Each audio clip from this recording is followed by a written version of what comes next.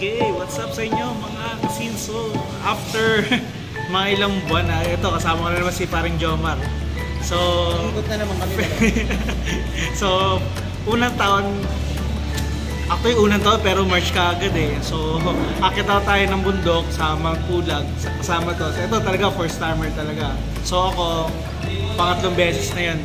Pero syempre yung mga part na yun dati kasi hindi pa ako nakapag-vlog. Pero ngayon try natin mag-vlog. Pangatlo na. Pag ngayon na tayo natuloy. Tapos may kasama kami, si Kuya Edgar. Si Kuya Edgar naman, pangalawang beses niya. First timer, pangalawa, tapos pangatlo.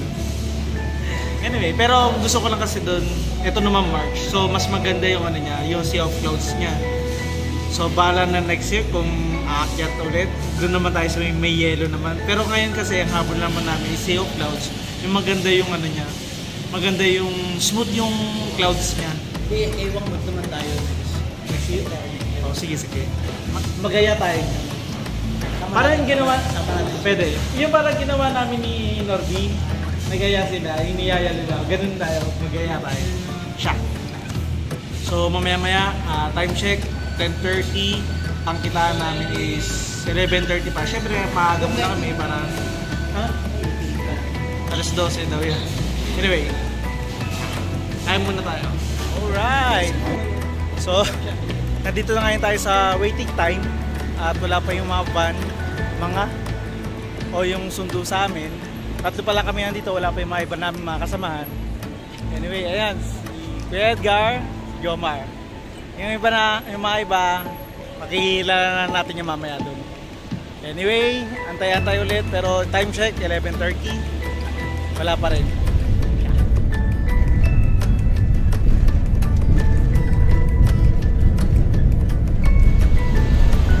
Okay, nasa paanan na kami ng Baguio. So 1 hour pa papunta doon sa taas. Ito yung mga samahan ko. Diba nagkakape pa? Mag-aalmusal. Kaya nga may muna. Alright.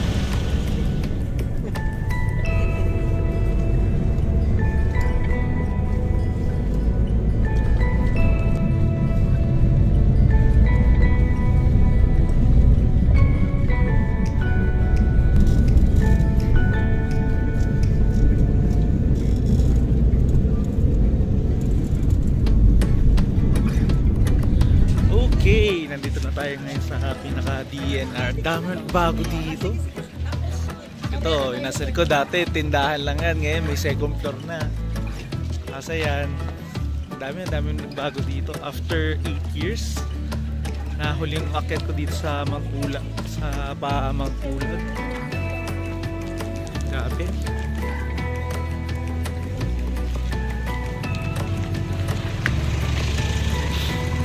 Pagbabago ko siya. Kaya muna kami almusal. Saka yung mga first timer kasi mag-orienta sila. Ako matutulog habang inaantay sila. So pang second batch kami. Ay!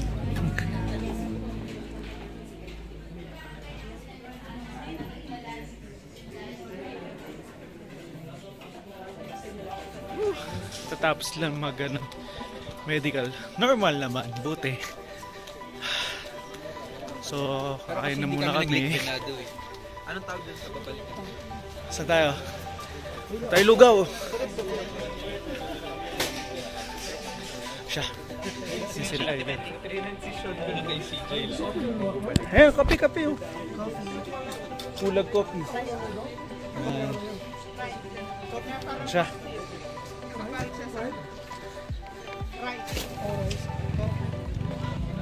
So ito na yung mga sasabak sa orientation. Ayun na po lahat sila, lalo na yun. Excited. Kahit malungkot. Mga ilang minuto mag-i-start na ang second batch.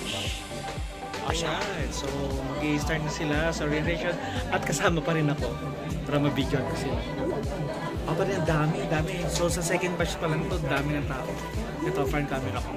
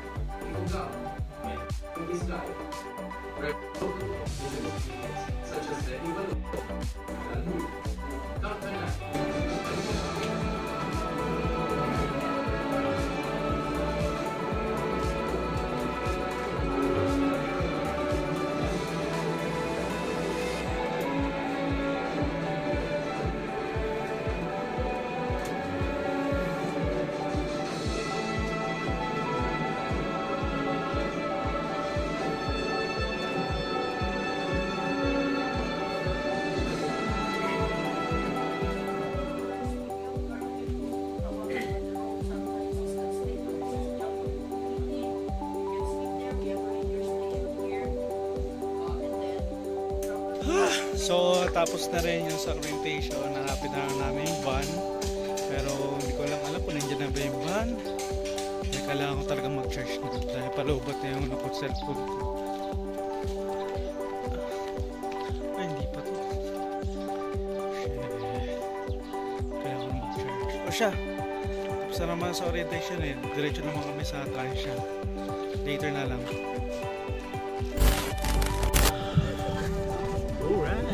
At papunta lang po kami. Wala na makasama nga.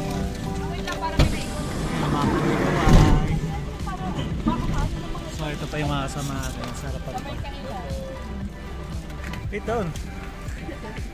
So papunta na kami sa Transya pero mga 1 PM pa yung ano namin. Pasok pa namin. Lakad-lakad lang po, may mga eatery po doon ha. Parang po sa tanghalian yun. Tapos later si Butchan, diyan kami sa taas pinapaabangan para sumakay. Butchan layo. Naka-jeep pa kayo dati sir. Hindi, nakaban pa. Diyan kami pinasakay. Yung taas na yan. Kay Mami Gina. Butchan. Pinababa kami doon pa sa dulo sa may hindi nakikita ng mga LTO. Butchan. Layo. What's up? Nandito at si Ma'am Jen ang organizer ng Life transport ng Pulag. Ayan. So guys, nakita ko yung kaibigan ko si Angelo. Angelo, baka naman. Ayun ka oh. Kamag-anak mo pre. Unggoy, huwag mo masyadong napitan baka. Oo, baka dakmain kayo. Dakmain ganyan. O siya. Nandito na tayo ngayon sa Mount Pulag. Actually, ano na to, bungad na. So ito na yung Ambanging Trail, papunta na doon. Pero syempre, mamayang gabi pa tayo. Siya, pahinga-pahinga muna habang wala pa naman. Yan yung dati. Umuusok ko. Sa akin nakikita ko, usok eh. Ayan, nakita.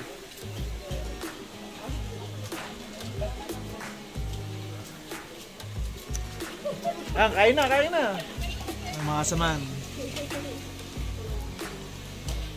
Siya, yung dalawa nandun. Say hi, my friend. Hello. Makasama ka rin yan sa team. Siya, mami naman. Kagala-gala natin yung mami.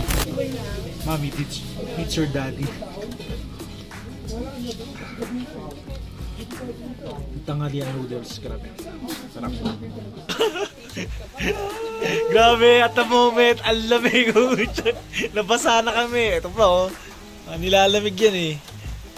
Yung ano, nanginginig ang mga kamay ko. Oh, lamig! Nabasa kasi kami, tapos ayan, lakad-lakad, tuyo, sabay lakad ulit, hanggang sa mabasa. Ito na, nilalamig na kami. Uy, mo, dagdag pa yung hangin.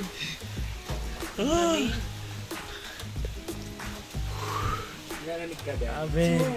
Ano, kamusta pre? Sumumoy! Dito na mo sumumoy! Pre! Moy! Moy! Okay ka lang dyan? Nilalamig na rin. Mamaya na guys, save muna tayo. Wala pa, hindi pa kami makapasok sa check-in. Alright. Okay guys, nandito na tayo ngayon sa sa check-in. Pero masyado pang maulan at malamig. Nasa ilalim daw po yung cleaner. Naglilinis lang po. Hi Kate. Wala nang ulas na. Ulas na talaga. Umaraw. Yan guys, ang ganda oh. Ito yung namin viewing namin kaagad. Nga lang, maulan, malamig, pero sana bukas naman ng gabi, wala na masyado. We hope masaya dito. Ganda yung view. Ganda ng bulaklak, no? Guys. Okay. Nakapasok na rin. At ito, papahinga muna. Sina Jomar, Square Ed, nandun. Nakaliligo. Nakapahinga muna. Talagang puya talaga. Hindi ako masyado nakakatulog doon sa time check 3:30. Kahit mga isang oras lang makatulog ayos ang gamit. Actually nakapag-ayos na ako. Niready ko na. Niready ko na lahat. Itong jacket. Yung jacket kasi parang basang-basa. So bumili ako ng ng kapote. Kasi parang pag naano ng tubig, water resistant siya pero ang lamig ng jacket. So talagang kailangan ko parang bumili ng ang kapote para if ever na malakas ang ulan mamaya, hindi siya basang-basa, para hindi siya sobrang lamig. Kahit naka heat tech na yung yung pinaka sleeve ko jacket, malamig talaga kasi malamig. Kumbaga tinalin niya yung alam ni Jomar yun. Si Jomar kasi nakapag-ice bath challenge siya. Sabi ko sa kanya, pre, kung i-compare mo dyan sa ice bath challenge tapos yung tubig na mas malamig talaga yun. Ayan, ang sakit ng sakit sa kamay. Nagugas kasi ako ng pinagkapihan ko. Nangyari, parang mabo-frostbite yung daliri ko doon sa tubig. Anyway, magandang hapon at kailangan mo na talaga magpahinga. Alright. Alright, kakatapos ko lang maligo. Sabay kain na. So time check is almost oras na, pre. 5:37 maghahapunan na po kami. So ito yung mga pagkain po namin. Ito yung mga kasama. Nakikita ka dyan. Wala na yung panahon. Blue langit. Let's go. Tapos ko lang maligo. Front camera ko para makita nyo. Mga ilo. Sino pa nag-date? Sila. Si Daddy.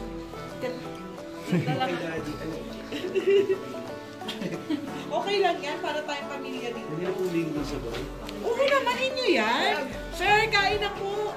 Pinatulog ko kayo tapos ginising ko kayo. Hindi, para mamaya kasi. Sakto lang para dire-diretso tulog. Tikman niyo po muna. Yung sa salad ko, nakahalo na yung dressing. Inaantera ko lang. Nalapas ba? Well, si tatay ang nagluto niyan. Sila daw na. Si Kuya. Si Kuya Vulcanize. Si Daddy daw po. Si Daddy. Alright, tapos na kami kumain. Kape muna tayo, guys. Mapababa ng kinain. Sarap. Labas tayo. Yan, gaano ka sa labas. Foggy na.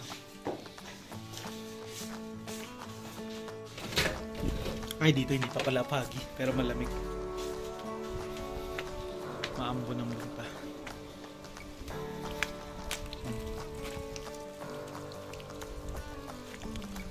Siya.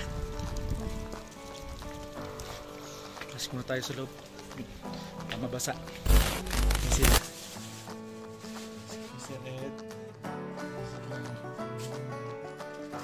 So, pahinga moment muna kami, tulog, tapos gigising kami ng 12:30. Tapos titingnan yung pina kung maambon-ambon pa, hindi proceed kami ng alas 2 talaga.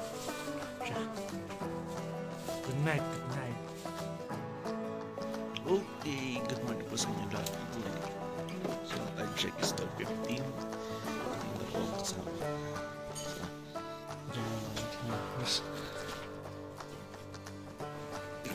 Dilim. Yan. Good morning, Pilipinas. So, yung mga kasama natin doon sa labas, kumakain na almusal. Dapat diet pack. Diet lang.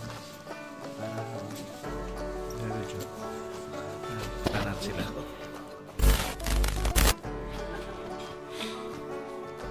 Ano sila? Morning sa inyo. Ay tayo, champuradong. Ube? Kanin. Siyempre, yun lang. Nung tayo sa chapuradong ube.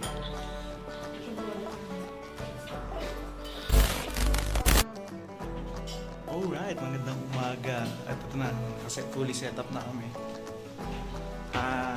Outfit check. Headlamp, jacket, windbreaker. Sa loob nito is parang jacket na rin. Tapos long pants, then boots. Sila naman, same din. Ang additional lang ni Boss Ede, meron siyang bonnet. So later, mga ilang minutes sila mag-start na kami. May hinatay na kami tour guide. Siya mag-a-assist sa amin papunta taas. So later, mukhang hindi na ako makapag-video dahil sobrang dilim. So nakafocus lang ako doon sa pinaka-trail dahil syempre maputik. Pero I'll do my best pa rin kung makakapag-video siya guys. Nagpapumutan pa. Alright. Oh, by the way, first time kasi ni Jomar. First time lang mag-hack. Kasi Sir Ed naman, pangalaman niya na. Siyempre ako pangatlo. Subok na subok. Oo, subok lang. Okay guys, see ya later. Peace! Yung mga kasama ko. Musta kayo? Akin lang po ako sa akin lang po. Hi lang muna kayo. Ito yung mga kasama ko para mamaya. So, mga fresh pa yan, pero later. Later sana fresh pa rin. Fresh pa din.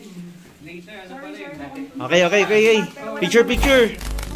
Sleeper at sa'yo. Ito pong din natin, si Ate Sylvie po. Pakitandaan na lang po Si Ate Sylvie. Sylvie, Ate Elsie po. Sylvie, Elsie. Sige tayo, reminders ka na. Tulungan na lang kita pag Almost Forest na lang tayo.